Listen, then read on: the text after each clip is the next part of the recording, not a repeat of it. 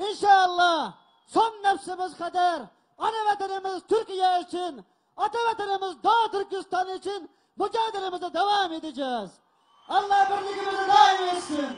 Allah Turan birliğini bir gün evvel görmeye nasip etsin.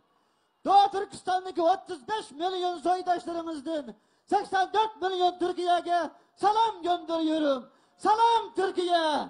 Selam tüm mazlumlarının ümidi Türkiye. Allah razı olsun. Teşekkür ediyorum.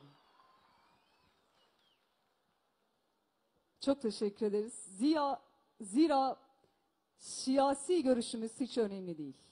Bizler dünya insanı, dünya vatandaşı olarak zulme karşıyız. Aslında bugün, çok teşekkür ediyoruz Sayın Başkanım. Aslında bugün bu tablo, bu resim dünya vatandaşlarının, vicdanı olan insanların resmi tablosuydu. Biz zulüme karşıyız. Bir kez daha teşekkür ederiz.